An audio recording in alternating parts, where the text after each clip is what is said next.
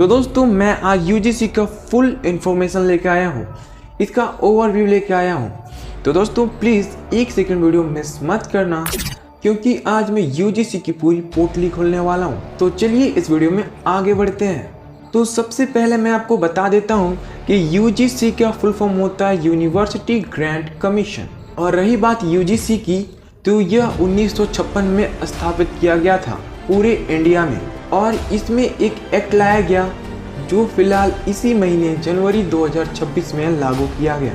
तो सबसे पहले जानते हैं कि यूजीसी में कितने सेक्शंस हैं जो काम करते हैं। तो इसमें सबसे पहला और मेन सेक्शन आता है सेक्शन 12।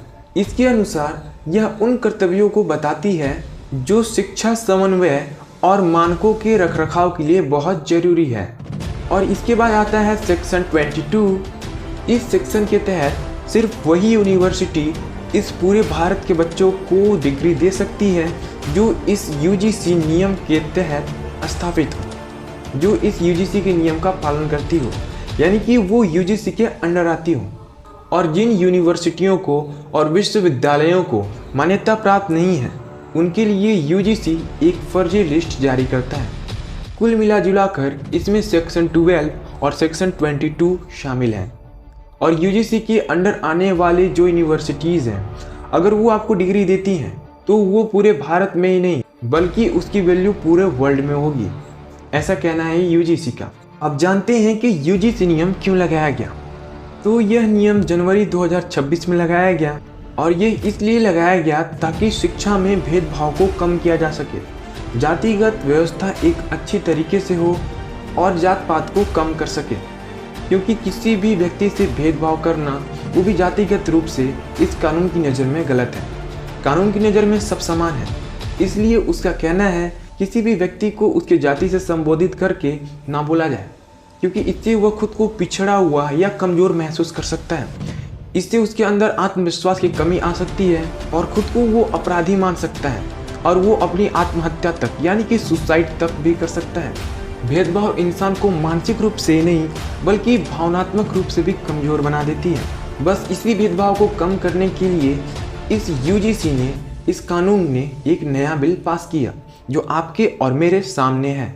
और इसका दूसरा कारण ये है कि ये उन छात्रों में, लोगों में और समाज में समानता फैलाना चाहता है, समानता का अवसर दिलवाना चाहता है। इसके लिए यूजीसी ने इक्वल अपॉर्चुनिटी सेंटर यानी कि EOC प्रतिस्थापित किया है, जो कि हर यूनिवर्सिटी और कॉलेज में अनिवार्य है, यानी कि बहुत ज़रूरी है।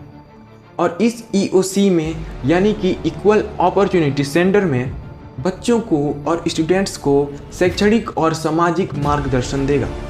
और यह सेंटर वंचित वर्गों के छात्रों के लिए 24 घंटे फ़ोन से और इस नेट से यानी कि वेबसाइट से यानी कि ऑनलाइन पोर्टल 24 घंटे संचालित करेगा। इसके बाद यूजीसी ने एक इंक्वायरी कमेटी भी बैठाई है, और इस कमेटी को वही संचालित करेगा जो वीसी होगा, या तो फिर प्रधान अध्यापक या फिर वो प्रिंसिपल होगा। और इसमें ST, SC, OBC, दिव्यांग और महिलाओं का प्रतिनिधित्व भी शामिल है, परंतु यह स्पष्ट नहीं किया गया है कि इसमें जनरल भी शामिल होगा। और अगर कोई शिकायत आता है तो इस कमेटी को 24 घंटे के भीतर बैठक करनी होगी, और उसको 15 दिनों के अंदर उस प्रॉब्लम को सॉल्व करना होगा। इसके बाद 5वीं प्रक्रिया है जो यूजीसी ने जारी किया कि अगर कोई भी गलतियां निकलती हैं तो उस पर कार्रवाई की जाएगी, या फिर यदि कोई यूनिवर्सिटी इस नियम को नहीं मानता है तो उस पर भी कार्रवाई की जाएगी। और ये हो सकता है कि उससे जो यूजीसी का मान्यता प्राप्त हो, वैल्यू प्राप्त हो, वो वापस लिया जा सकता है, या फिर यूजीसी फंड भी रोक सकती है। और जो यूनिवर्सिटी में लर्निंग प्रोग्राम्स बनाए जाते हैं या फिर जो दिया जाता है, वो भी रोका जा सकता है।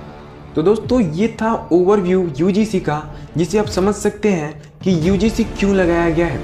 तो आइए जानते हैं एक छोटे से टाइम जोन में कि इस पर विवाद क्या है और इसका विरोध क्यों किया जा रहा है। तो इसमें सबसे पहला जो बात आता है, यूजीसी का विरोध इसलिए किया जा रहा है क्योंकि जो प्रतिनिधित्व या फिर जो कमेटी बनाई गई है, उसमें स्पष्ट रूप से ये नहीं कहा गया है कि इसमें जनरल भी होंगे।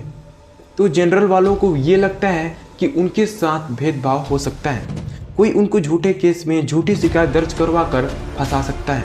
जनरल इस बात से डर रही है कि ST, SC या OBC इस नियम का गलत उपयोग या फिर दुरुपयोग कर सकते हैं और इसके लिए सुप्रीम कोर्ट में याचिका भी दायर की गई है, क्योंकि यह नियम एक तरफा और भेदभावपूर्ण बताया जा रहा है।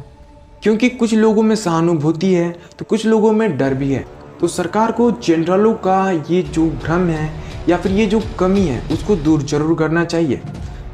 तो सरकार को जनरलों का ये जो समस्या है इसको ज़रूर समझना चाहिए और ये डिक्लेयर करना चाहिए और ये क्लियर करना चाहिए कि जो कमेटी बनेगा उसमें एक जनरल को भी रखा जाएगा।